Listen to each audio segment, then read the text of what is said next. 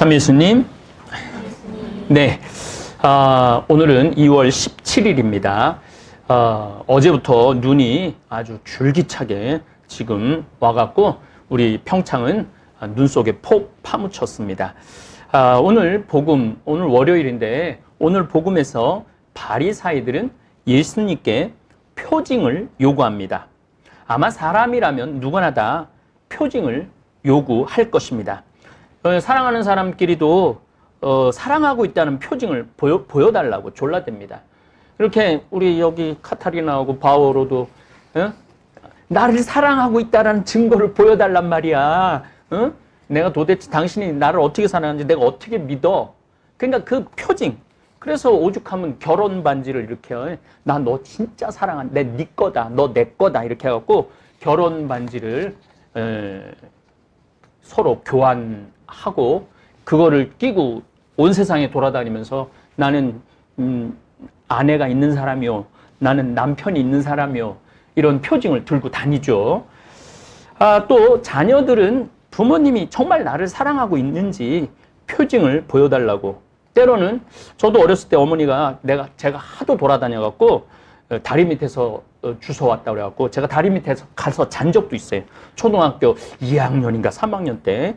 그래서 우리 어머니 아버지가 내 표징이 진짜 어머니 아버지인지 그때 내가 표징을 보여달라고 그랬던 기억도 납니다. 친구끼리도 우정의 표징을 보여달라고 요구할 때도 있고 또 내가 정말 친구로서 사랑한다라는 목숨을 내놓는 그러한 경우도 있죠. 그런데 이렇게 살아보다 보니 시간이 지나면 말하지 않아도 남녀가, 부부가 서로 사랑하고 있다는 것 자체를 느낄 수 있습니다. 굳이 표정이 필요 없어요, 표정이. 2017년 4월 10일에 87세로 돌아가신 제 아버지를 보면 아버지가 나를 사랑하고 계시구나. 저분이 내 아버지이구나. 그냥 느끼고 믿습니다. 우정이 두터운 친구는 굳이 말로 표현하지 않아도 믿어줍니다. 신앙생활도 마찬가지입니다. 기적이 일어났다면 이 동네 저 동네로 찾아다니는 사람들 많습니다.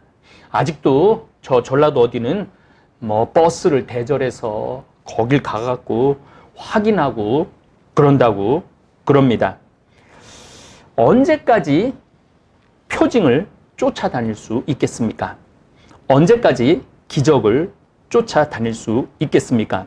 저는 온 세상이 하느님 표징으로 온 세상이 하느님 표징으로 꽉 차 있습니다. 여기 있는 분들도 어떻게 보면은 하느님이 나한테 보낸 표징이라는 생각 참 많이 해요. 그래서 가끔 저는 기도할 때 이렇게 기도합니다. 제발 그만, 예수님. 제발 그만하셔도 이제 충분합니다. 저한테 도대체 왜 그러세요? 제가 그렇게 기도할 때 있습니다. 왜냐하면은 내가 아프리카 한다고 그럴 때 정말 우리 글라라 이제 거의 이제 90 쪽으로 가고 있는데 어느 날 와갖고 100억이라는 엄청난 내가 농업대학 짓는 데 쓰시라고 봉헌하시고 지금 또 문경에 우리 막달레나도 돈으로 계산할 수 없는 수백억을 보내주고 또 아프리카에 또 자원봉사하겠다고 수많은 분들이 전화를 하고 그래서 저는 그런 게 하느님이 표징이 아니라 하느님의 이끄심, 하느님의 숨결 안에 내가 살고 있다라는 걸 느껴요.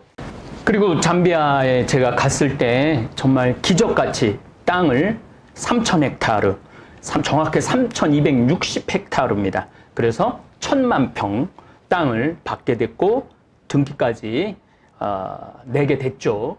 또 거기에 신학교까지 아마 올 8월 1일 날 축복식이 있을 겁니다. 사실은 온 세상이 하느님의 표징으로 꽉 차 있습니다. 내가 눈이 멀어서 그렇죠. 오늘 참 일독서도 이건 한마디 한마디가 그냥 버리기가 너무 아까워서 제가 다시 한번 이 야고보서인데 읽어드리도록 하겠습니다. 여러분들 가운데 누구든지 지혜가 모자라면 하느님께 청하십시오. 우리가 저도 이렇게 기도할 때 하느님 저에게 지혜를 주십시오라고 청할 때가 많습니다. 뭐 어려운 일, 풀기 힘든 일들이 많죠. 그럴 때마다 지혜를 청합니다. 하느님은 모든 사람에게 너그럽게 베푸시고 나무라지 않으시는 분이십니다. 정말 하느님은 제 인생을 보면은 단점 투성이에요. 정말 나 환자보다도 더 부끄러운 치부가 드러날 때가 참 많습니다. 그런데 나무라지 않으세요. 그리고 베푸십니다. 그래서 여러분들도 믿어야 돼요. 하느님은 나무라지 않으시고 베푸시는 분이라는 것을 그러면 받을 것입니다. 그러나 결코 아주 중요한 오늘 복음하고 연관됩니다.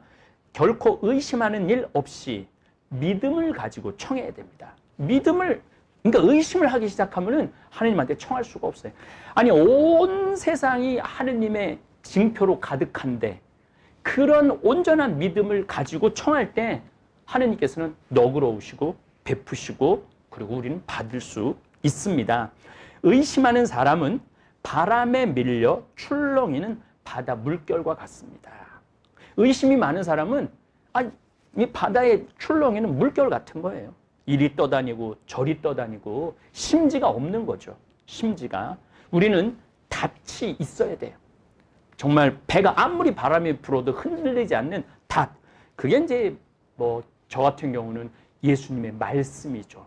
복음 말씀이 저를 흔들리지 않게 해주죠. 그러한 사람은, 의심이 많은 사람은 주님에게서 아무것도 받을 생각을 말아야 합니다. 그는 두 마음을 품은 사람으로 어떠한 길을 걷든 안정을 찾지 못합니다. 그러니까 의심 많은 사람은요, 정말 안정스럽게 살아갈 수가 없어요, 인생은. 비천한 형제는 자기가 고귀해졌어. 내가 하느님을 믿음으로써, 저 같은 경우는 정말 하느님을 믿음으로써 제가 고귀해진 거죠. 하느님 안 믿었다면은 아마 지금 내 꼬라지가 아마 볼만했을 거예요. 하느님을 믿었기 때문에 제가 이렇게 고귀해진 것을 저는 잘 압니다. 부자는 자기가 비천해졌음을 자랑하십시오. 부자는 정말 가난해. 하느님을 믿음으로 해서 자기가 가지고 있는 게 볼품없다는 것을 자랑하십시오. 부자는 풀꽃처럼 쓰러질 것이기 때문입니다. 해가 떠서 뜨겁게 내리쬐면 풀은 마르고 꽃은 져서 그 아름다운 모습이 없어져 버립니다. 참, 그 다음 말이 기가 막힌 말이 나와요.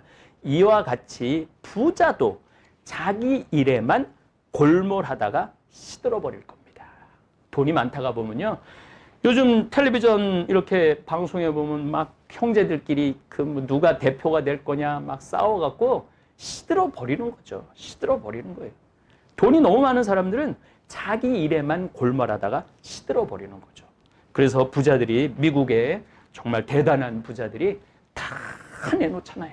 워렌 버핏이라든가 빌 게이츠라든가 그 사람도 다 내놓는다고 그래요. 다. 그러니까 그 시들어 버리는 걸 미리 막아버리는 거죠. 그러면서 부자였지만 비천해졌음을 스스로 알고 살아가는 거죠.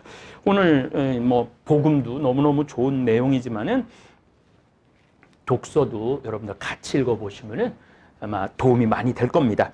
그런데 오늘 제가 정말 좋아하는 성서 구절이 하나 있어요. 니네들 어떤 표징도 받지 못할 것이다. 그러고 나서 그들을 버려두신 채 다시 배를 타고 건너편으로 가셨다. 안 통하는 사람은 버려두고 가야 돼요. 안 통하는 사람은. 설득, 이거 안 됩니다. 딱 마음을 닫고, 정말 이게 마음을 닫고 들을 생각도 안 하고 의심만 하는 사람은 통하지 않아요. 여러분들 주위에 진짜 내 말뿐만 아니라 남의 말 경청하지 않고 자기 고집만 피는 사람들 설득하려고 힘 빼지 마십시오. 예수님도 딱 대보니까 안 되니까 어떻게 버려두고, 그들을 버려두신 채 배를 타고, 이제 제가 내일 18일부터 27일까지 10일 동안 이스라엘 성주순례를 220분 하고 떠납니다. 갈릴레아 호수를 갈 건데 아마 거기가 카이사르라는 동네, 그쪽이 시나고게 회당이 많았으니까 그쪽에서 아마 카파르나움 쪽이나 더 반대쪽으로 예수님께서 배를 타고 건너가시지 않았을까 그런 상상을 합니다. 벌써 저는 7번째 도보 성지순례를 가는 중입니다. 나자렛에서 갈릴레아 호수까지 총 65km고 예루살렘을 걷다고 보면 총 100km 정도를 걷습니다. 버스 타고 안 다니고 걷습니다. 제가 이렇게 걷다 보면 갈릴레아 호수를 걷다 보면 카파르나움을 걷다 보면은 나자렛을 걷다 보면 가나를 걷다 보면 또 다볼산 있는 데를 이렇게 걷다가 보면은 어느새 예수님께서 제 옆에 오셔서 말을 걸어오십니다. 그냥 걷다 보면 예수님이 느껴져요. 어떨 때는 예수님의 냄새까지도 느낄 수 있습니다. 사도 바오로가 코린토 그리스도인에게 편지를 썼을 때 우리는 그리스도의 향기가 나야 된다고 그래요. 그러니까 그리스도의 향기가 내가 그리스도의 냄새를 맡을 줄 알아야죠. 사실은 표징은 필요 없습니다. 온 세상이 하느님으로 꽉 차 있는데 무슨 표징을 우리가 바랍니까? 다만 하느님의 존재를 느낄 수 있는 눈을, 믿음을 달라고 우리가 청해야 될 거예요. 주님, 제가 믿음이 부족합니다. 저에게 믿음을 주십시오. 이런 기도가 필요하지 표징 달라고 이거는 신앙인의 모습은 저는 아니지 않는가 그런 생각을 합니다. 코로나 때문에 걱정을 많이 하시는데 우리 평창만 해도 확진 환자가 지나간 적이 없기 때문에 평창 분들은 굉장히 평화로워요. 마스크 쓰고 다니는 분들 거의 없습니다. 한국에 있는다고 안 걸리고 이스라엘 돌아다닌다고 걸리라는 법도 없습니다. 이스라엘은 지금 아마 그 코로나 확진이 없어서 전부 마스크 안 쓰고 다닌다고 그래요. 전 순례자들이. 그래서 약간 저도 많은 분들하고 같이 가기 때문에 걱정되는 부분도 있지만은 뭐 진짜 내가 생각지도 않는 곳에서 걸릴 수도 있죠. 이제 우리도 조금 조심하면서 아마 우리는 근데 우리끼리 거의 걷기 때문에 또 이번에는 뭐 한국 분들이 안 오시고 미국의 우리 가톨릭 교우, 한인 교우들이 한 200분 오시기 때문에 미국은 지금 미국 그 땅에서 죽은 사람은 한 명도 없어요. 한 명도 없고 독감으로 걸려 죽은 사람이 14,000명이래. 작년 겨울부터 지금까지 독감으로 7,000명까지 됐는데 그 한 달 사이에 7,000명이 더 늘은 거예요. 그래서 14,000명이 지금 독감으로 걸려 죽었다고 그래요. 제가 성지순례 지금 여러 차례 도보 성지순례를 갔는데 재작년인가 이스라엘이 총 쏘고 막 팔레스타인인들하고 막 미사일 쏘고 그럴 때 순례를 다녔어요. 기관총 소리를 들으면서 순례를 다닌 적도 있습니다. 겁이 없는 게 아니고 그냥 가는 겁니다. 그냥. 말라리아가 무서워서 제가 잠비아에 안 다녔다면 잠비아에 신학교 지어서 축복할 일도 없겠죠. 여러분들 기도 중 혹시 저와 우리 순례자들이 걱정되고 기억이 나신다면 묵주기도 한번 꼭 바쳐 주시기를 부탁드리겠습니다. 저희들은 메르스 때도 생태마을을 한 달 문을 닫았어요. 그리고 이번에는 우리 스스로 문을 닫았어요. 피정 취소를 전부 다 했습니다. 왜냐하면 우리 생태마을은 전국에서 오는 분들이기 때문에 피정을 아직 그 코로나 19이라고 그러죠. 정확하게는 코비드 19입니다. 코로나의 코, 바이러스의 비, 디지즈, 그러니까 질병의 D 해갖고 코비드 19인데 우리나라에서는 그냥 코로나 19으로 명명하기로 했다고 그랬죠.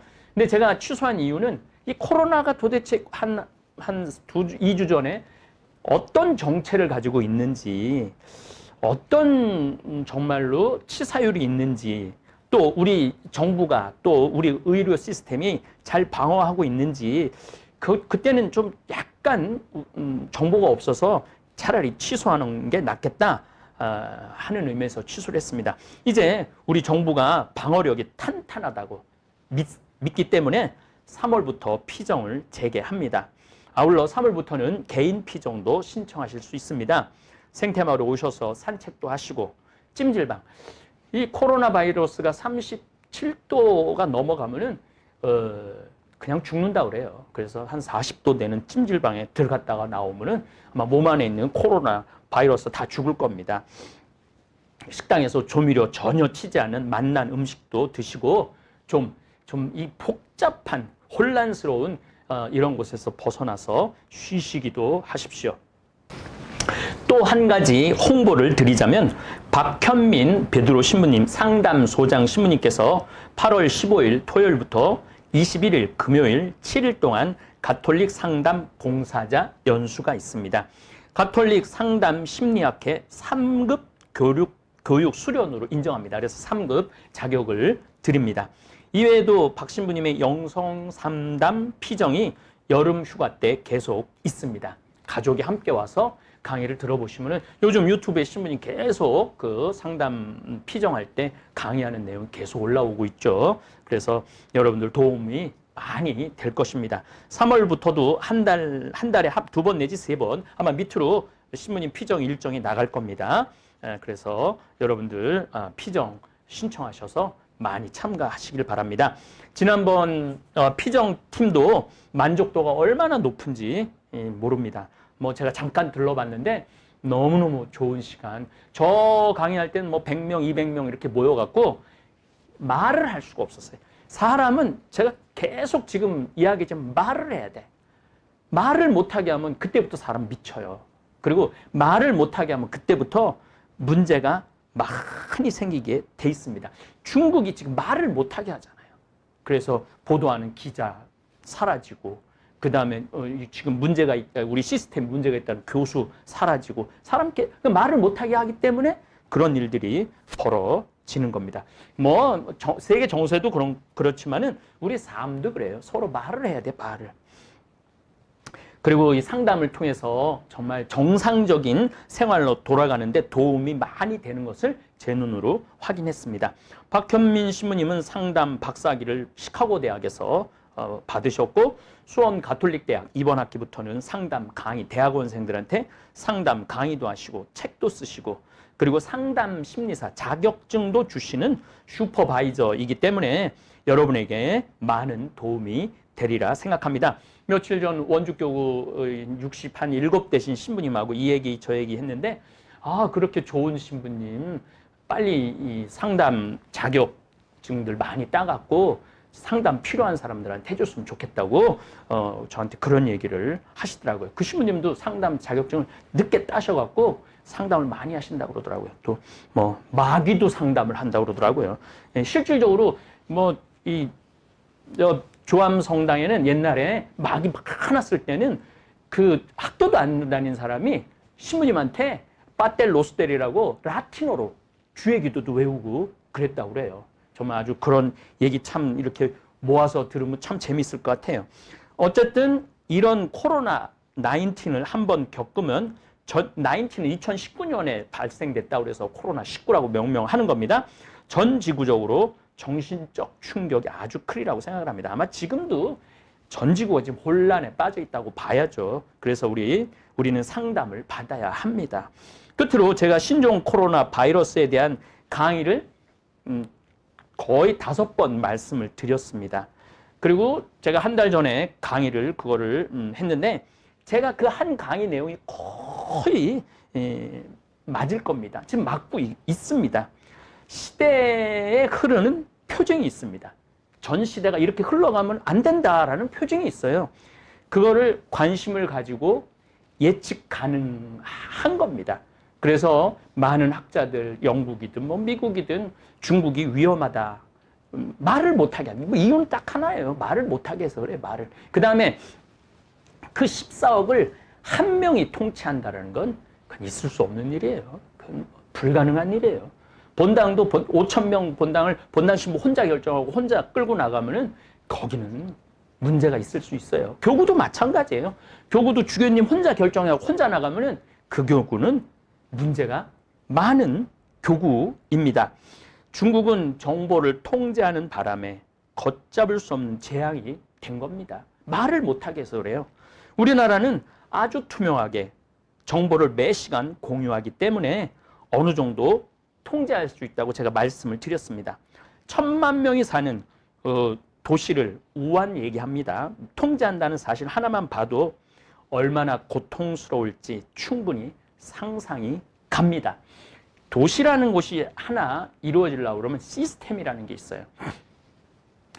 물자도 들어와야 되고 식량도 들어와야 되고 석유도 들어와야 되고 그 다음에 의약품도 들어와야 되고 또 그 안에 있는 사람들이 전기도 공급해야 되고 서로 정보도 주고받아야 되는데 천만 명을 딱 한 도시에 가둬놓고 지금 거의 한 달째 지금 통제를 하고 있다면 그 안은 지옥이에요. 굳이 뭐 유튜브 안 봐도 그거는 지옥이에요. 지옥이 될 수밖에 없어요. 까뮤의 페스트라는 그 책을 읽어보면 얼마나 지옥인지 1346년부터 1353년 이게 8년, 7년 동안 전 지구의 인구의 3분의 1이 죽어요. 7년 동안. 지금 우리 코로나 19는 지금 2달, 이제 3달째 접어드는 거예요. 3달째 접어드는데 이게 통제가 안 되면은 어떤 일이 벌어질지 모르죠. 그래서 이게 통제가 돼야 됩니다. 근데 우리나라는 사실 굉장히 통제가 잘 되고 있는 나라이죠. 대한민국 의료 시스템은 세계 어디 내놔도 빠지지 않습니다. 그래서 제가 뭐 우리나라가 어떻게 돼야 된다는 얘기도 말씀드렸지만은 우리나라가 참 좋은 나라예요. 기적의 나라입니다. 일본의 크루즈 다이아몬드 프린세스 3,700명이나 되는 관광객을 10일 동안 배 안에 가둬놓는 일은 대참사예요. 이거는 바이러스에 대한 이해도가 하나도 없는 정치인들이 내린 결정이에요. 오늘 3,700명 중에 몇 명이 이 바이러스에 걸렸냐면 454명이 걸렸어요. 454명. 아니 저도 크루즈 여행을 많이 다녔죠. 젊었을 때 진짜 혼자 폼 쓴다고 그냥 많이 다니기도 하고 일본도 사실 크루즈 여행을 한번 했던 기억이 납니다. 배 안에 뭐 14층, 15층이라고 그러지만은 이 배 창가 쪽 그러니까 이 배 바다를 볼 수 있는 거 반, 못 볼 수 있는 거 반이에요. 그리고 이 굉장히 좁아요, 복도가. 그 좁은 복도에 그리고 좀 좋은 데는 우리 경당 한 반만 할 건데 더 조그만 건 이것도 안 되는데 10일 동안 거기서 가만히 있는다고 생각해봐요. 감옥이고 지옥이죠. 그러니까 내보내달라고 난리를 치는 거예요. 일본 정치인들이 바이러스에 대한 지식이 전혀 없기 때문에 또 한 가지는 아마 올림픽하고 연관돼 있지 않을까 싶습니다. 올림픽을 개최를 해야 되는데 바이러스가 막 확산되면은 이게 안 될 것 같으니까 그냥 막는 거죠. 배에서 아예 못 내리게 하는 거죠. 그런데 이게 못 내리게 한다고 그게 될 일이 아니죠. 빨리 내리게 해갖고 이 병원이 1,000명 이상을 한 번에 수용할 수 있는 다 독방을 써야 되니까요. 그런 시설이 일본이 안 돼 있는 거죠. 아니면은 우리나라처럼 아주 철저하게 각 지역마다 이렇게 나눠서 이렇게 수용을 할 수 있었어야 되는데 그런 생각도 안 했던 거죠. 우리나라와 수출 규제 작년 7월 4일 날 화이트리스트 제외 때도 일본 정치인들은 한국의 힘, 저력을 몰랐기 때문에 한국 반도체 잡겠다고 그렇게 예상을 하고 한 거예요. 그때 우리나라 뭐 신문에서 우리는 망했다, 일본하고 하면 뭐 10년 이상이 걸려도 이거를 개발한 그 폴리이미드하고 포토레지스트하고 불화소소 이거 우리 하는데 10년이나 걸릴 거다, 15년 걸릴 거다, 뭐 생난리를 쳤는데 1년도 안 됐는데 다 지금 해결했어요. 다. 아무 문제가 없는 거예요. 그러니까 이게 한국의 힘을 몰랐던 거지. 모르고 지금 저렇게 지금 우리의 그 역공을 당하고 있는데 거기다가 지금 우한 폐렴, 코로나 바이러스, 이 코비드 19 19년도에 생긴 이것 때문에 지금 올림픽도 제가 보긴 이번에 2020년 도쿄 올림픽도 간당간당합니다. 이게 오픈을 해야 돼요. 이제 시대는 감춘다고 덮는다고 이게 되는 시대는 지났어요. 다 오픈을 해야 돼요. 우리도 잠비아 그거 하는 거 지금 우리 홈페이지에 다 오픈을 해놨습니다. 뭐 통장, 사본까지 다 우리가 가지고 있습니다. 이게 오픈을 해야지 감춘다고 되는 일은 이제 시대가 지났어요. 그리고 여러분들 일본에 대한 이해, 제 강의, 뭐 제가 원래는 한 4번 하려고 그랬는데 하다가 보니까 4번 해서는 안 될 것 같아갖고 총 14회, 또 일본이라는 건 5회에 걸쳐서 강의를 해놨습니다. 그거를 쭉 들어보시면은 일본이 왜 저런지 금방 이해가 될 거예요. 일본은 민주주의 국가 아닙니다. 왕정 국가입니다. 그리고 언론의 자유가 우리나라보다 한참 뒤에요. 그래서 일본은 하여튼 말을 못하게 하면은 나라 경쟁력은 떨어지게 돼 있습니다. 제 강의에 중국의 이해, 일본의 이해, 또 대한민국 3만 달러의 이해, 이런 것들을 이렇게 좀 다시 한번 이렇게 집에서 나가지도 못하게 하는데 시간 많은데 이거 한번 다시 쭉 시청을 해보시면은 여러분들한테 큰 도움이 될 겁니다. 제가 코로나와 바이러스라는 코로나와 전염병인가? 그거를 지금 유튜브에 강의를 해놨는데 그 노란 딱지가 유튜브에서 걸렸어요. 코로나라는 것만 딱 그 유튜브 제목으로 뜨면은 노란 딱지를 붙입니다. 노란 딱지에는 광고를 올리지 않아요. 그러니까 광고 수익이 없는 거죠. 근데 저는 그렇게 크게 상관하지 않아요. 조회가 그게 뭐 30만에 막 굉장히 조회가 많아요. 30만 명 되시는 유튜브 우리 구독자님들이 이 전염병에 대한 지식의 이해도가 높으면 높을수록, 그러니까 알면 알수록 여러분들이 제대로 말할 수 있고 제대로 대처할 수 있죠. 너무 경계해서도 안 되지만 너무 무서워할 필요도 없고, 또 우리나라 지금 의료 시스템이 훌륭하기 때문에 지금 이제 30번까지 그리고 참 우리 지금 정부를 욕하는 분들도 많은데 메르스 때는 누가 어느 병원을 갔는지 몰라갖고 전국이 공포 속에 있었잖아요. 근데 지금은 25번 확진자가 어디를 지나갔다. 그럼 거길 전부 다 내리잖아요. 그걸 다 내리고 소독 싹 하고, 그리고 이제 깨끗하게 됐다. 그렇게 하고, 그러니까 지금 확진자가 지나간 길은 전부 다 사람들을 체크를 하잖아요. 그러니까 이게 컨트롤이 되는 거예요. 이게 뭐 유엔에서 오죽하면은 우리나라 의료 여기 시스템에 연락해갖고 그 사람들 어떻게 고쳐갖고 내보냈는지 자료를 보내달라고, 유엔에서. 또 지금 미국이나 뭐 유럽에서도 한국처럼 이렇게 코로나 이 바이러스하고의 대처를 잘하는 나라가 세계에서 없다는 거예요. 미국도 그 비행기 경납고에 그 사람을 500명, 300명 그냥 한꺼번에 쓸어 넣었다고 그러지 않습니까? 일본은 그냥 다 집에 가라고 그래요. 비행기에서 내려갖고 다 집에 가라고, 열 있는 사람만 오라고.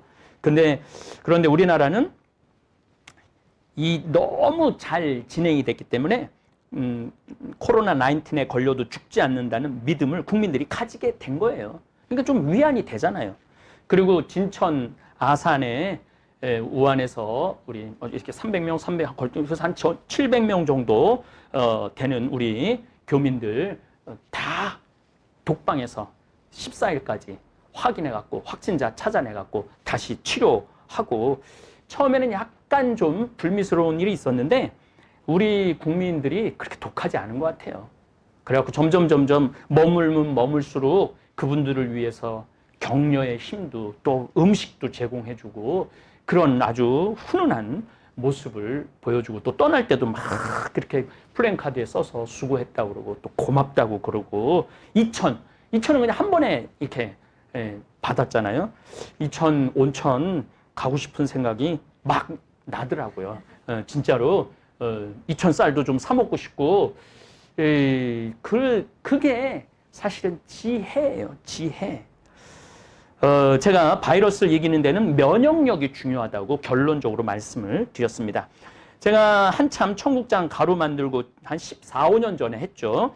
찌개 청국장 만들어 판매할 때 대장암과 신장암을 극복하신 홍영재 원장님 쓰신 청국장 100세 건강법이라는 책을 읽고 확신을 가져요.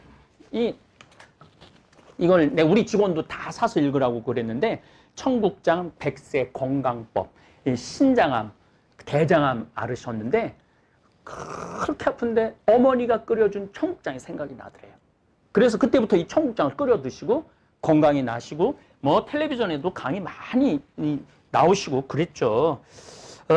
어쨌든 제가 우리 콩 살리기 운동 일환으로 청국장 가루를 만들어 판매를 하기 시작했습니다.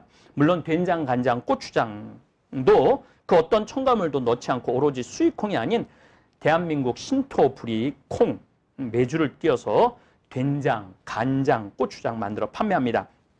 며칠 전 30년 동안 된장, 간장, 고추장을 만드신 분께 생태마을 장을 선물했는데 그분이 30년 동안 저도 그 집에 가서 한번 밥을 먹은 적이 있는데 참 맛있더라고요. 30년 동안 만든 분이 우리 장 맛있다고 칭찬했다는 소리를 들으니까 기분이 참 좋더라고요. 생태마을 된장은 소금으로만 간을 했기 때문에 일반 마트에서 사는 된장하고 염도 차이가 많이 납니다. 조금만 넣어서 된장국, 그다음에 된장찌개 끓여 드시면 그 맛을 충분히 느낄 수 있습니다. 거기다 두부까지 넣어갖고 무 넣고 먹으면 뭐 기가 막히죠. 그 다음에 우리 찌개. 제가 귀양 오늘 표직 얘기하려고 그러다가 오늘 이 강의를 한 오후 내내 준비를 했는데 표직 얘기하다가 시대의 표직 얘기하다가 그 다음에 면역까지 얘기를 합니다. 이거 여러분들 청국장 찌개 끓여 드시면 참 좋아요. 그리고 신거하고가 맞는다 그래요. 그러니까 총각 김치, 총각 무 이거를 넣고 끓여 먹으면은 비린내가 안 난다 그래요. 비린내가. 그래서 저도 요즘 하여튼 엄청 많이 지금 배우고 있습니다. 공부를 많이 하고 있습니다. 그래서 다시 한번 생태맘 청국장 가루. 우리 생태맘 청국장 가루입니다. 요거 밥 숟갈 2숟갈로 넣어서 드시면은 아마 조금 이따 또 말씀드리겠지만은 여러분들 면역력 생기는 데는 아주 좋을 겁니다. 자, 우리 홍영재 원장님, 제가 이 책을 읽어보고 정말 많이 감동을 받았어요. 그런데 여러분들한테 이 책을 기회가 되면 한번 이 책을 요약해서 한번 강의를 드리도록 하겠습니다. 그래도 여러분들 혹시 몰라갖고 요 책은 사실은 이 순서만 제일 중요한 건 저자 머릿말이에요. 저자가 머릿말에 이 책을 어떤 의도로 썼구나 그것만 읽어봐도 책 흐름을 거의 알 수 있죠. 그래서 이제 순서, 이 순서도 요거 여러분들 보시면 이런 내용이 들어있구나 아실 수 있을 겁니다. 논문도 사실은 이 서론만 읽으면은 그 논문이 어떤지 금방 알 수 있죠. 그래서 저도 논문을 썼지만은 서론이 가장 중요하다고 지도 교수님들이 항상 그렇게 얘기를 하셨죠. 어쨌든 제목이 나는 암 환자였다. 암을 이기고 청국장 세계에 빠지다. 예물 중 최고는 청국장. 이 얘기는 참 많이 결혼 예물로 최고는 청국장. 그리고 그 시집 갈 때 된장을 갖고 간다고 그러잖아요. 그래서 그 된장 맛을 보면은 이 지금 며느리가 제대로 된 교육을 받았는지 안 받았는지 음식 맛을 낼 건지 안 낼 건지를 알아서 시집 갈 때 예물 중에 하나가 된장이었다고 그러잖아요. 근데 우리 이 홍 원장님은 청국장이라고 말씀을 하시네요. 단백질이라고 다 같은 단백질이 아니다. 청국장에 함유된 아미노산과 그 효능, 비타민에 제가 요거는 여러 번 말씀드렸는데 제가 요 다시 한번 청국장에 대해서 말씀드리는 거는 사실은 우리 시청자들이 구독자들이 갑자기 제가 코로나를 강의해서 그랬는지 이번 한 달에 12,000명 정도 구독자가 늘었어요. 갑자기. 그래서 새로운 구독자, 새로운 시청자님들을 위해서 다시 한번 이렇게 반복해서 홍보도 하고 여러분들한테 이런 좋은 면역력 있는 우리나라 음식에 대한 말씀을 드리는 겁니다. 청국장은 유산균 놀이터, 청국장은 비만 해결사. 홍 원장님 책 내용입니다. 천연 혈압 강화제 청국장. 우리 직원들도 내가 뭐 여러 말씀한 얘기들이 이 안에 다 있죠. 예, 뇌졸중과 심장병을 예방하는 청국장의 힘. 당뇨병 청국장으로 잡는다. 제가 이 LA 쪽에 성당 하나에 강의를 한번 갈 때 청국장을 이제 판매하려고 배로 보냈어요. 그래갖고 그 성당 가서 팔으려고 그랬는데 다 팔렸어요. 왜 다 팔렸느냐면 당뇨 걸리신 분이 청국장 먹고 당이 내려간 거야. 다른 거 아무것도 안 먹고. 그래갖고 그 자매님이 다 팔은 거야. 그래서 마리아 막달레나 같은 분이지. 예수님 부활했다고 온 세상에 이야기하고 다닌 그런 거죠. 그 외에도 많은 효능을 당신이 직접 신장암과 대장암을 극복하시면서 연구하시고 쓰신 책입니다.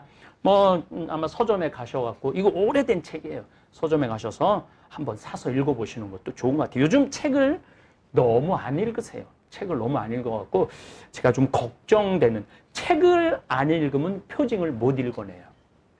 책을 많이 읽으면 시대의 흐름과 표징을 찾아낼 수 있어요. 근데 그냥 책 안 읽고 요만큼 가지고 있는 지식으로 온 세상을 보려고 그러면은 그게 이제 오류라고 그럽니다. 오류. 이건 제가 이제 우리 수원교구 사이버 성경 학교의 강의를 5시간에 걸쳐서 해놨는데, 수원교구 사이버 성경학교에서 그 강의가 이제 어느 정도 되면은 우리 토요 특강으로 올려드릴 겁니다. 아주 아마 재미있을 겁니다. 마르코복음 1장 15절, 때가 찼다. 하늘나라가 가까이 왔다. 회개하고 복음을 믿어라. 이 때라는 것이 정말 중요하거든요. 요 때가 찼다. 요 내용을 제가 5시간에 걸쳐서 강의를 한 거예요. 때가 찼다. 왜 이게 중요하냐면은 예수님 1000년 전에 오시면 안 돼요. 절대 오시면 안 돼. 1000년 전에는 언어가 없었어. 우가 하고 갔을 때. 그러면은 예수님이 와갖고 우가 하고 같이 가면은 누가 왔다 갔는지 모르잖아요. 5000년 전에 오셔도 안 돼. 왜냐면 5000년 전에는 상형 문자가 있었던 때예요. 세기 문자, 서령 문자라고 그러는데, 그리고 이제 보통 이게 언어가 형성된 게 기원전 한 4000년, 3000년 전에 언어가 형성이 돼요. 그러면서 소크라테스, 조로아스터, 짜라투스트란 이렇게 말했다. 그 조로아스터입니다. 그 다음에 부처님, 공자님, 그 다음에 맹자, 소크라테스가 가장 늦게 온 현인이에요. 이 소크라테스 다음으로 오신 분이 누구냐? 예수님이에요. 예수님. 그러니까 예수님이 문화가 가장 뼈을 때 온 거예요. 그리고 이 팔레스타인이라는, 이제 제가 이제 요건 다 영상으로 다 해놨어요. 지금 잠깐 말씀드리는데, 때가 찬다라는 게 엄청난 얘기예요. 그러면 지금 오시면 안 되네. 아유, 지금은 예수님 금방 맞아 죽었을 거예요. 지금은. 그리고 지금은 아무나 그냥 뭐 지금 공산국가에서 오셨으면 당장에 돌아가셨을 거고, 민주주의 국가에서 하면은 누가 말했는지도 몰랐을 거야. 하도 나처럼 아무나 말하잖아. 그리고 그냥 나처럼 아무나 그냥 유튜브 찍어갖고 막 올리잖아. 그러니 그 2000년 전에 예수님이 오실 수밖에 없었던 거예요. 예. 그리고 재미난 거는 예수님 탄생 100년 전에 카이사르가 44년에 기원전 얘기, 예수님 기원전이라는 거 before Christ, 예수님 전 44년에 브루투스 너마저도 하고 공화당 원로원에서 칼에 맞아 죽죠. 그 카이사르 다음에 나오는 게 누구냐면은 안토니우스하고 클레오파트라 7세. 둘이 사랑에 빠져갖고 이집트로 다시 가갖고 자살을 하죠. 그리고 나온 사람이 누구냐면은 아구스투스 황제예요. 예수님은 아구스투스 황제 1대 2대가 같이 통치했을 때 예수님은 태어나시고 활동하시죠. 그러니까 예수님이 동전을 보고 카이사르의 것은 카이사르에게 줘라. 이 얘기는 뭐냐면 이미 그런 역사를 다 꿰뚫고 계신 거예요. 그러니까 예수님이 마르코복음 1장 15절, 때가 찼다. 이게 때가 찬 거예요. 참 놀라운. 그래서 제가 어쨌든 여러분들, 우리 유튜브 구독자님들한테 정말 흥미롭게 준비를 해갖고 강의를 아주 교구청에서 아주 힘들게 찍어놨습니다. 그래서 여러분들하고도 이제 함께 나눌 겁니다. 그걸 보시면은, 성서라는 게 이 한 구절 가지고 10시간도 한 줄, 때가 찼다. 이 한 줄로도 10시간도 얘기할 수 있는 게 성서예요. 우리가 성서를 이해하려면 정말 공부를 많이 해야죠. 어쨌거나 제가 조금 더 우리 생태마을에서는 이 원장님 책도 보고 논문도 보고 전통 방식 그대로 생산을 합니다. 조금 더 과학적인 방법까지 동원해서 일정한 온도, 황토, 가마솥, 농약 안 친 볏짚까지 우렁 농법으로 하는 볏짚까지 우리가 가서 생산을 하고 있죠. 생태마을로 전화하시면 택배 집 앞까지 배송해 드립니다. 코로나 위험 없이 바로 집 앞까지 갑니다. 청국장 가루 요즘 제가 밥숟갈 2숟갈 정도, 밥숟갈 2숟갈 정도에 요거보다 조금 작은 컵에다가 이렇게 이 정도 컵에다 타셔도 돼요. 밥숟갈 2숟갈 정도. 근데 제가 요즘 이제 또 뭐 죽을 때까지 배워야 되는데 천일염으로 아주 중요합니다.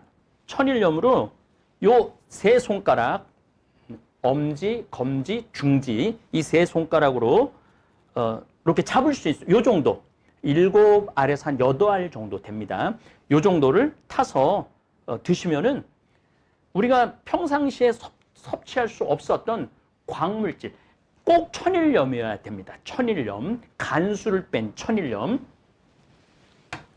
우리 생태마을은 전라도 비금도에서 천일염을 갖다가 저기 지금 간수를 빼고 있죠. 그걸로 저희들이 김장, 물론 지금 이제 판매를 안 합니다. 그 햇섭이라는 것이 있는데 거기 조건을 맞추기가 돈이 너무 많이 들어갔고 조금 우리 김장 정말 올해도 정말 맛있게 됐는데 은인들한테만 해서 돈 안 받고 보내드리죠.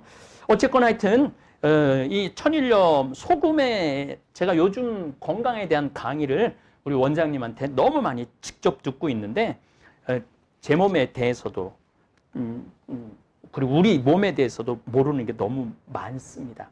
사람은 죽을 때까지 배워야 합니다. 소금이 하는 일은 소화작용, 해독작용, 살균작용, 방부작용. 그 예수님이 너희는 세상의 소금이다. 이게 그냥 하신 말씀이 아니더라고요. 노폐물 제거작용, 삼투압작용, 심장 박동작용, 발열작용, 물 배출작용. 우리가 맛을 보고 냄새를 맡고 소리를 들을 수 있는 것도 소금의 도움이 있기 때문에 그게 가능하다고 그래요. 내 몸에 들어올 때는 맹물로 들어가지만은 나갈 때는 소금 없이는 단 한 방울도 나갈 수 없다고 그럽니다. 눈물, 콧물, 침, 땀, 소변, 대변, 생리수, 양수까지. 이게 다 소금의 도움이, 물론 너무 과다하게 먹으면은 건강에 안 좋지만은 하루에 꼭 먹어야 되는 필수 광물질이 있다는 거예요. 제가 아주 재미난 얘기를 들었는데 할머니들은 몸에 수분도 없고 염분도 없어갖고 눈물이 안 나온대요. 그래서 할머니들 이렇게 울 때 보면은 가만히 보면은 소리만 운대. 그런데 눈물이 한 방울도 안 나온다 그래. 이게 염분도 없고 소금도 이 물이 없어서 수분이 없어서 그렇다고 그래요. 그러니까 젊은 사람들 막 눈물도 잘 흘리고 뭐 땀도 잘 흘리고 그러는 게 이게 다 소금 덕분이라고 그럽니다. 이렇게 우리 몸을 빠져나가는 모든 물은 기본적으로 염도를 가지고 있다고 그래요. 짠물이라고 그래요. 자, 제가 밤에는 위는 운동을 안 하고 대장이 운동하는 시간이라고 말씀드렸습니다. 어느 수녀원에서 수녀님들이 관절도 아프고 귀도 안 들리고 여기 아프고 저기, 그러니까 수녀님들이 또 모자 같은 걸 쓰니까 귀가 더 안 들리죠.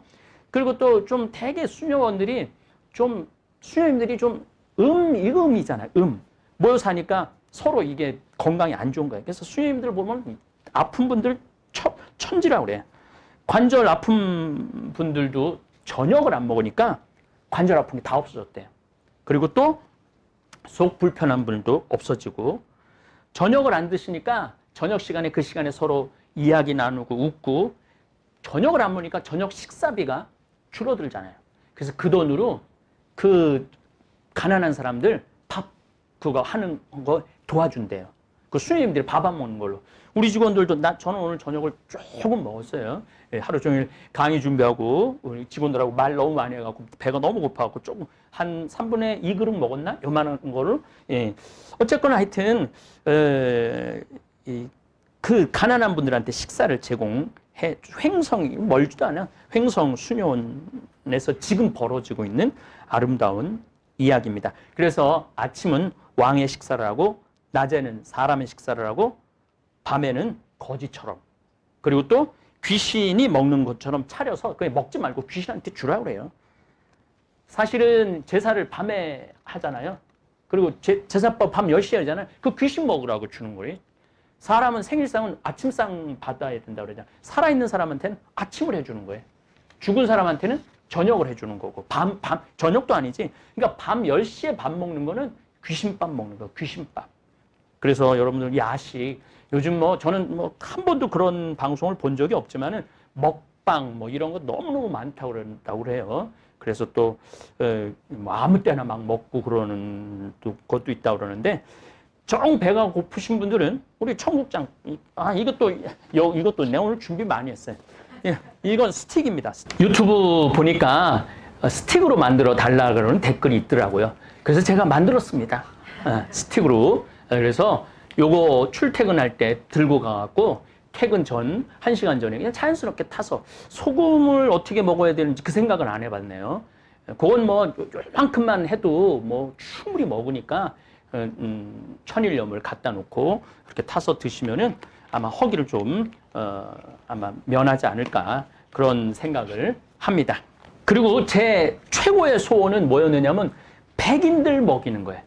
근데 백인들은 냄새 난다고 한 3년, 4년을 도전을 했는데 못 먹였어요. 근데 뉴저지 쪽에 한 병원에서 우리 아주 또 간호사, 열정적인 간호사 선생님이 계셨던 것 같아요. 백인한테 먹였대요. 먹이고 나니까 이 백인 의사가 너무 좋다고 이거 재주문할 수 없느냐고. 그래서 연락이 와갖고 제가 드디어 그래서 알아보니까 환으로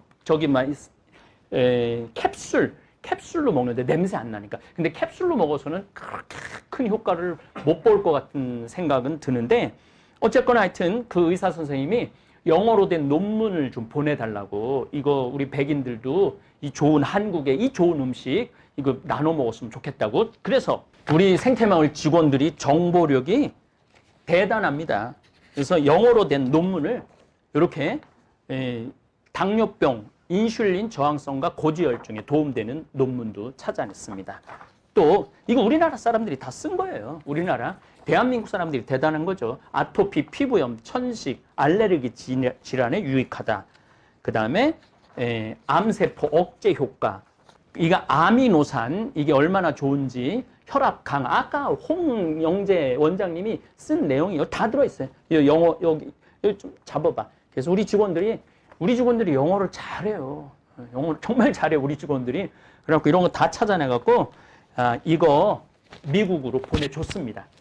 특별히 우체국과 우리가 함께 이렇게 협약을 맺어서 해외 배송하는 EMS가 인기가 좋습니다.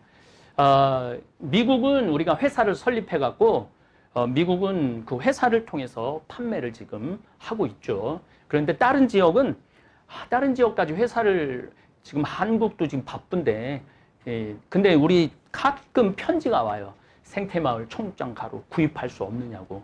근데 우리 직원이 그걸 또 찾아낸 거예요. 우체국을 통해서 EMS로 보낼 수 있는. 그래서 지금 전 세계로 다 보내요.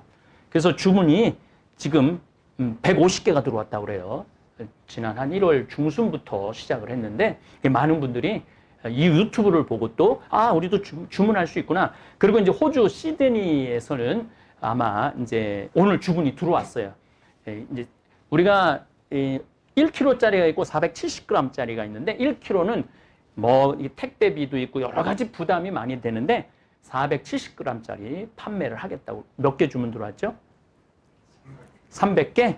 그러니까 이제 호주에서도 그렇게 이제 캐나다에서도 이제 몇 번 연락이 왔는데 저희들이 이제 할 수 있는 길을 찾아냈습니다. 그래서 생태마을로 연락을 주시면은 좋은 방법을 저희들이 함께 연구해서 많은 분들이 우리 세계 최고의 음식 청국장 이거 나눠 드실 수 있었으면 좋겠습니다. 유튜브 구독자님들 제 강의 들으면서 성서 지식도 늘어나서 하느님을 깊이 있게 만나는 신앙인 되길 바랍니다. 요즘은 아마 3월 중순까지 지금 이제 신구약 중간사 이 신구약 중간사도 들어보면 참 재밌어요. 신구약 중간사 이제 끝나고 나면은 드디어 예수님 얘기를 제가 할 거예요. 그래서 예수님 이야기 들어봐도 아마 여러분들 재미있을 거예요. 그리고 이제 여러분들이 정말 들으면 좋은 내용이 사도 바오로 얘기해요. 우리가 사도 바오로에 대해서 조금 이렇게 오늘 뭐 야고보서도 마찬가지지만 이 바오로서를 읽어보면은 요즘 우리 세상에서 벌어지는 일이 바오로 사도가 다 경험한 일들입니다. 그리고 뭐 중국의 이해, 또 일본의 이해, 또 우리나라 이해, 또 앞으로 강의할 미국의 이해 이거 들으시면은 세상 돌아가는 판도 이해하시고 특별히 건강하시기를 바라면서 건강 상식도 앞으로는 건강에 대한 얘기를 참 많이 나눌 생각을 가지고 있습니다. 저는 내일부터 거룩한 땅 이스라엘을 순례합니다. 우리 직원이 동행해서 한순간 한순간 다 동영상을 찍어서 편집해서 아주 자세하게 올리도록 하겠습니다. 많이 시청해 주시기 바랍니다. 그리고 많은 분들이 구독, 좋아요 눌러주시고 광고 끝까지 봐주시는 바람에 유튜브 광고 수익이 많이 들어와서 잠비아 카사리아 1000만 평의 나무를 심기 시작했습니다. 부겐베리아 아주 뭐 꽃이 굉장히 아름답죠. 부겐베리아, 코코넛 나무, 야자나무 종류입니다. 유칼립투스 나무, 소나무를 심고 있습니다. 앞으로는 뭐 수많은 수종을 찾아 심을 겁니다. 아카시아, 아프리카 아카시아는 우리 아카시아하고 좀 달라요. 여러분들 이렇게 영화 보면 막 사자가 막 지나가고 막 표범이 뛰어가는 아카시아가 이 크기가 이게 제가 보기에는 위로는 뭐 한 10m 되지만 옆으로는 한 30m 정도 되는 아카시아 그런 아카시아도 찾아 심을 것입니다. 이번에 서울대 석박사 교수님들이 도움을 주기 위해서 잠비아 8월 달에 봉사활동에 동참하는데 오늘 정말 재미난 얘기를 들었습니다. 노르웨이 소나무를 잠비아에 갔다가 심었는데 노르웨이는 40년에 걸려 목재가 완성되는데 잠비아에서는 8년 딱 걸렸다고 그래요. 우리 그 서울대 연구생들, 석박사 학생들이 잠비아를 이제 가니까 남산에 주한 잠비아 대사관이 있습니다. 직접 가서 만났대요. 그 대사관께서 그랬대요. 우리가 이렇게 목재가 좋은 나라라고. 근데 그 목재가 좋은데 그 목재에 대해서 알지 못한다고. 그래서 이번에 서울대 농업생명과학대학에 산림 경제하시는 분, 산림 또 경영하시는 분들, 이런 또 교수님들 가서 정말 많은 부분들을 논문을 통해서 도와주시겠다고 이렇게 오늘 참 재미난 얘기를. 아니 물론 제가 여러 번 그 강의 때 여러 차례 말씀드렸죠. 잠비아는 나무가 20년 자라면은 제 이거 한 3배 정도 돼요. 그 아까운 그거를 이 잠비아 사람들이 모르고 있는 거죠. 우리나라도 1950년, 60년대 전부 산에 가갖고 나무 해갖고 저기 막 뗄감 뗐지만은 그거를 바꿔준 분이 현신규 박사님이죠. 물론 박정희 대통령도 큰 역할을 했지만은 어쨌거나 조금 강의하려고 했는데 너무 이 미사 시간이 이제 1시간이 넘어갔네요. 코로나 19 때문에 활동 반경이 많이 줄었을 텐데 이제 봄도 다가오니 기지개 펴시고 그동안 챙기지 못했던 건강도 잘 챙기시기 바라겠습니다. 아울러 오늘 미사 때 제가 지향도 넣었어요. 코로나 바이러스 때문에 고통받는 수많은 지구에서 고통받는 분들 빨리 극복하게 해달라고 지금 지금 이제 계속 미사를 드릴 건데 미사 때 제가 하느님한테 기도 바칠 겁니다. 특별히 정말 감사한 분들이 누구냐 하면은 의사 선생님들, 간호사 선생님들, 또 이 질병 퇴치를 위해서 애쓰는 분들, 그분들 정말로 감사한 마음 가지고 있습니다. 그분들 제발 코로나 바이러스에 안 걸리고 건강하게 사람들 많이 치유하셔갖고 정말 사람을 살리는 그러한 의사 선생님들 되기를 또 바이러스 안 걸리기를 의료진 모든 분들을 위해서 이 미사 중에 기도 드리겠습니다. 감사합니다. 이런 경험 때문에 고민한 적 혹시 있으셨나요? 누군가에게 깊은 상처를 받고 복수하고 싶은 마음에 밤잠을 설치셨나요? 가족이나 친구, 직장 동료에게 배신당했을 때 그 분노와 억울함을 어떻게 풀어야 할지 고민하셨나요? 상처를 준 사람이 잘 살고 있는 모습을 보며 왜 저런 사람이 잘 살까 하는 원망스러운 마음이 드셨나요? 인생을 살다 보면 누구나 한 번쯤은 타인에게 깊은 상처를 받습니다. 배우자의 배신, 자녀의 무관심, 친구의 기만, 직장에서의 부당한 대우 등 이런 상처를 받으면 자연스럽게 복수하고 싶은 마음이 듭니다. 특히 우리 세대는 참고 견디는 것이 미덕이라 배워왔지만 그렇게 참아온 감정들이 나이 들면서 더 큰 아픔으로 남기도 합니다. 하지만 진정한 복수란 무엇일까요? 상대방에게 똑같이 아픔을 주는 것이 정말 우리의 상처를 치유하고 행복을 가져다 줄까요? 아니면 더 현명하고 강력한 복수의 방법이 따로 있을까요? 오늘은 나에게 상처 준 사람에게 할 수 있는 진정한 의미의 최고의 복수 7가지에 대해 이야기해보려 합니다. 이 방법들은 단순히 상대방에게 해를 끼치는 것이 아니라 오히려 자신의 삶을 더 풍요롭고 행복하게 만드는 현명한 복수의 방법입니다. 이 내용을 통해 여러분이 과거의 상처에서 벗어나 더 건강하고 평화로운 마음으로 앞으로의 삶을 살아가는 데 작은 도움이 되었으면 합니다. 첫 번째로 말씀드릴 최고의 복수는 자신의 삶을 성공적으로 살아가는 것입니다. 상처를 준 사람에게 할 수 있는 가장 강력한 복수는 바로 당신의 삶을 행복하고 성공적으로 살아가는 것입니다. 그들이 기대했던 것처럼 무너지거나 실패하는 것이 아니라 오히려 더 강해지고 발전하는 모습을 보여주는 것이야말로 최고의 복수라고 할 수 있습니다. 상처를 준 사람은 종종 당신이 쓰러지고 실패하기를 바랍니다. 그런 사람에게 가장 강력한 대응은 그들의 기대와 달리 더 나은 삶을 살아가는 것입니다.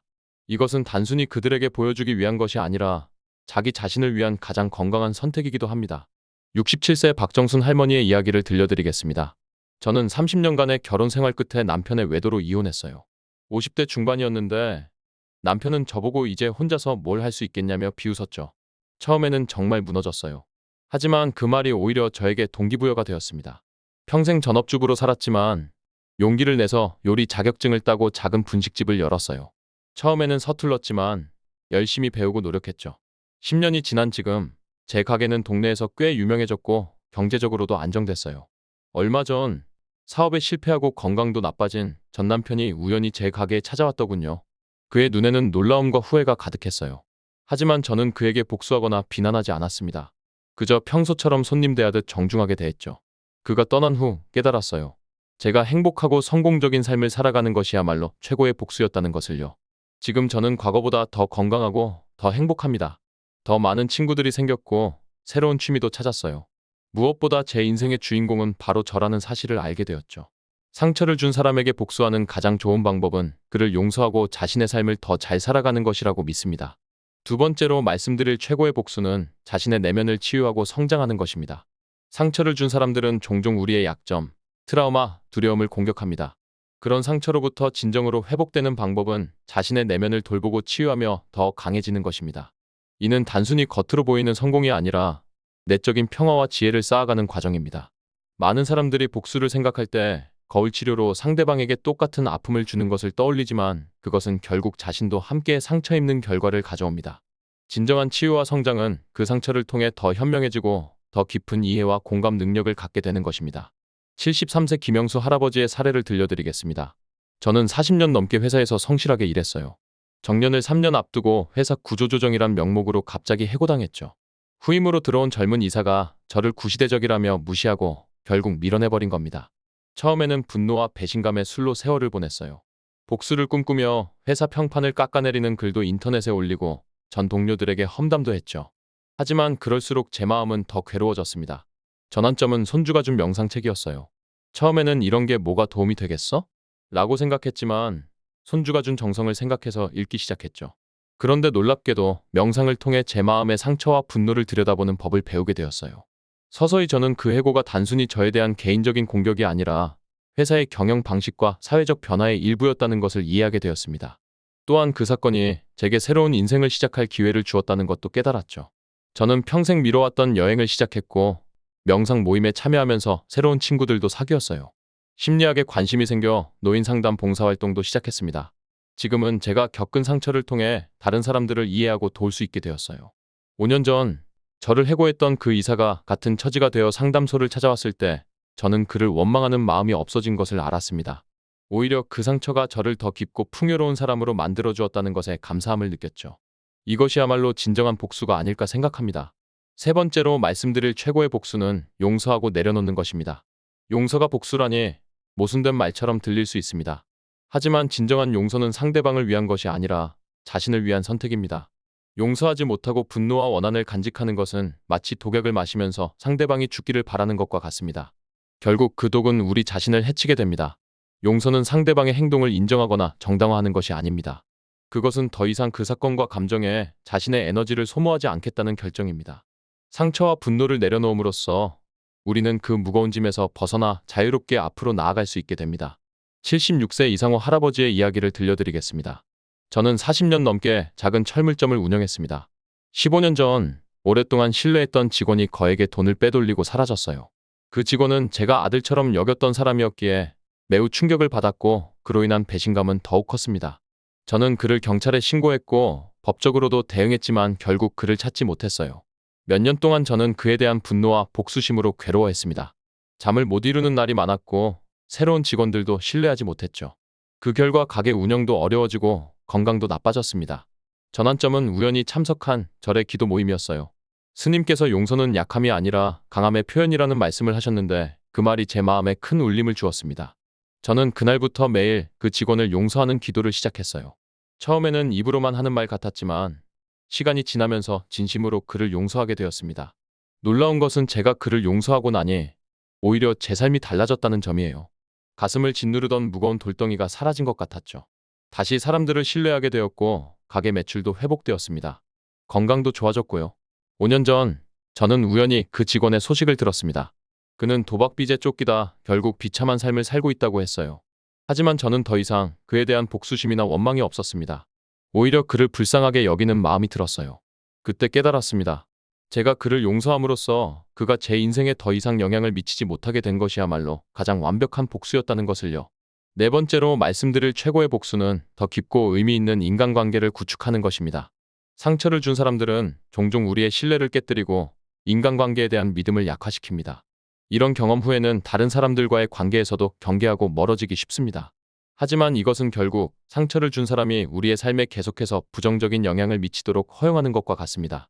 진정한 복수는 그 상처에도 불구하고 더 깊고 더 진실되고 더 의미 있는 새로운 인간관계를 구축하는 것입니다. 이는 과거의 상처를 딛고 일어나 더 풍요로운 삶을 살 수 있음을 증명하는 강력한 방법입니다. 70세 최영자 할머니의 사례를 들려드리겠습니다. 저는 10년 전 가장 친한 친구에게 심한 배신을 당했어요. 40년 지기 친구였는데 제가 어려울 때 등을 돌리고 제 개인적인 비밀을 동네에 퍼뜨렸죠. 그때 정말 큰 상처를 받았습니다. 그 일 이후로 저는 사람들을 경계하게 되었어요. 새로운 친구를 사귀는 것도 두려웠고 기존 친구들과도 거리를 두었죠. 결국 가까워지면 또 상처받을 거야라는 생각 때문이었습니다. 3년 동안 저는 사실상 고립된 생활을 했어요. 그러다 우연히 아파트 엘리베이터에서 새로 이사온 이웃을 만났습니다.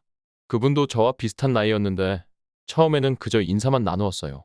하지만 그분이 보내는 따뜻한 미소와 진심 어린 관심에 조금씩 마음을 열게 되었죠. 시간이 지나면서 저희는 가까운 친구가 되었고 그분을 통해 다른 이웃들과도 교류하게 되었어요.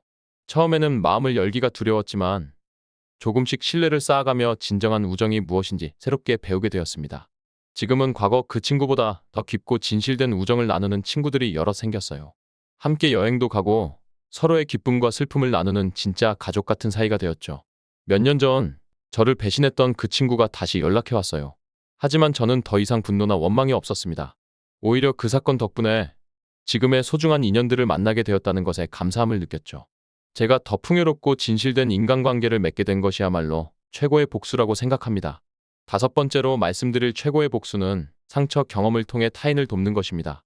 우리가 겪은 상처와 고통은 때로 남들이 겪는 비슷한 아픔을 더 깊이 이해하고 공감할 수 있는 능력을 줍니다. 상처를 준 사람의 의도와 정반대로 그 경험을 긍정적인 에너지로 전환하여 비슷한 상황에 처한 다른 사람들을 돕는다면 이것이야말로 강력한 복수가 될 수 있습니다. 이는 단순히 착하게 살자는 도덕적 메시지가 아닙니다. 상처받은 경험을 타인을 돕는 자원으로 활용함으로써 우리는 그 상처의 의미를 완전히 바꿔놓게 됩니다. 나를 무너뜨리려 했던 경험이 오히려 다른 이들을 일으켜 세우는 힘이 되는 것, 이것이 얼마나 강력한 복수인지 생각해보세요. 68세 박상철 할아버지의 이야기를 들려드리겠습니다. 저는 장남이었지만 부모님이 돌아가신 후 동생들이 유산을 모두 가로채고 저를 완전히 배신했어요. 법적으로도 대응했지만 동생들이 서류를 조작해서 제가 패소했죠. 그때 받은 상처는 정말 컸습니다. 몇 년 동안 저는 분노와 배신감으로 괴로워했어요. 가족 모임에도 참석하지 않았고 친척들과도 연락을 끊었죠. 깊은 우울증에 빠져 거의 집 밖으로 나가지도 않았습니다. 그러던 어느 날 동네 복지관에서 노인 법률 상담을 한다는 포스터를 보게 되었어요. 처음에는 그저 제 재산을 되찾을 방법이 있는지 물어보려고 갔는데 그곳에서 저와 비슷한 경험을 한 많은 노인들을 만나게 되었습니다. 재산 문제로 자식이나 형제에게 버림받은 분들이 생각보다 많더군요. 그들의 이야기를 들으며 깨달았습니다. 제가 경험한 법적 문제와 감정적 고통을 다른 사람들은 더 심하게 겪고 있다는 것을요. 그때 문득 생각이 들었어요. 내 경험을 통해 이분들을 도울 수 있지 않을까? 저는 법률 공부를 시작했고 복지관에서 노인 재산권 보호 자원봉사를 하게 되었습니다. 제 경험을 바탕으로 비슷한 상황에 처한 어르신들에게 법적 조언과 정서적 지지를 제공했죠. 그렇게 5년이 지난 지금 저는 노인 재산권 보호 단체를 만들어 활동하고 있습니다.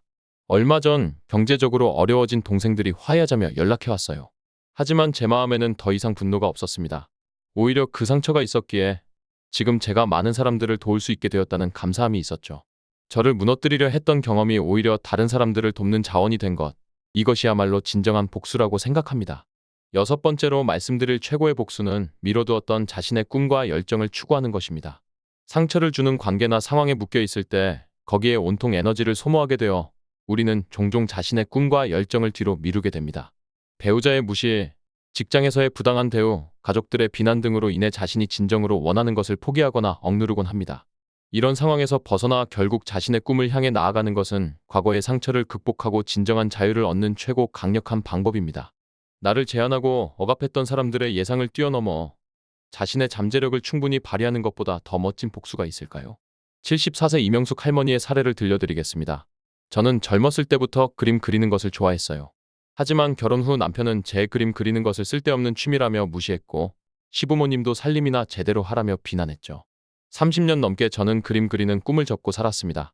남편은 제가 하는 모든 일을 깎아내렸어요. 당신은 그런 거 해봤자 안 될 거야. 나이도 있는데 무슨 공부냐 같은 말들로 저희 자존감을 무너뜨렸죠. 그래서 뭔가 시도할 때마다 위축되고 포기하게 되었어요.